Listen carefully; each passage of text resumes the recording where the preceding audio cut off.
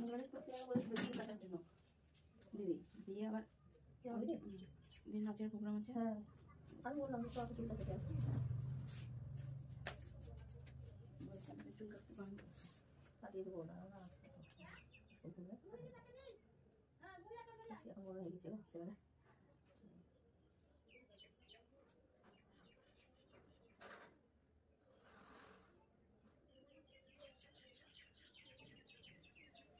বড় হলেও তো বড় কাছে ঠিক দিদির কাছে যত কি আমরা দিদি ছেলেটা এসছে দিদিরা তার সাথে ব্যস্ত ঝগড়া করে না।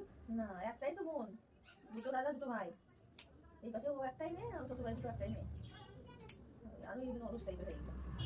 আরে দিদি বাড়িতে আমি তো খেতে দিয়ে হারিয়ে গেল দিদি ছোট ছেলেটা, ও তো 1.5 বছরের বড় মনে ছিল।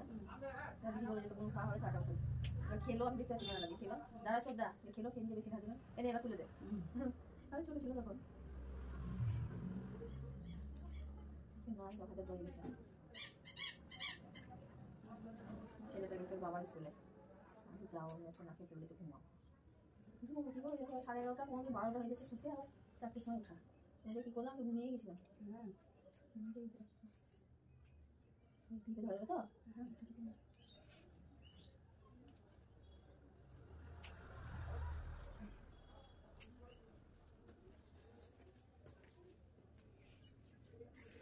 দেড় মাস থেকে ছেলে মেয়েটিকে টাকাতেই পারি, কোনো রকমের খাবার করে হট করে রেখে দিতাম, তারপরে গেলে টেনিস স্কুল থেকে এসে আবার 10,000 টাকা খুব কষ্ট।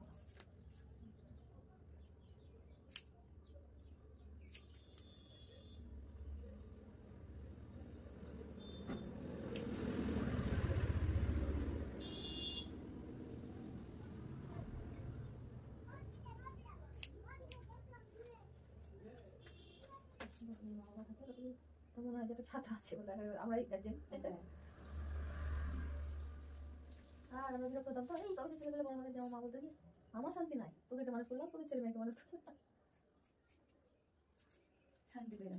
হ্যাঁ ওই ওখানে বলে দিয়েছিলাম 5-7 দিন থাকবে, তারপর বাড়িতে এনে তাহলে মোটামুটি 16-17 দিন থাকলো। দিদি খুব করলো, আমি তো সকালে থাকতাম না, পরিষ্কার পরিচ্ছন্ন দিদি করতো, আমি ধরতাম, আর খাওয়ানোর দায়িত্ব ছিল আমার। আমি এসে তোমার ছোটো প্রেসার কুকারে ডালিয়া পাতলা জলের মতন করে করে নিয়ে যেতাম। ভাই বোন আমার ধারে কাছে যাওয়ার না জিনিস দিত, মানে করে ধরো এই তুলো দেবে, এই দিত জলটা দিত, আমরা খাটে উঠে গেলে তখন বারবার নামবো জলটা দাও। আর এতে জল মানে শেষের দিকে মানছি জলটা ফেরিওর হয়ে গেছিল, শেষের দিকে বলে যে ডাক্তার বলে কিডনি বসে গেছে, দুটো কিডনি হঠাৎ করে বলো মানুষের দিয়ে, তোমার তখন তো জল বেশি দেওয়া যাবে না, আর সে কি করতো একটু জল দিয়ে গেলে একটু দেবে একটু দিলাম আবার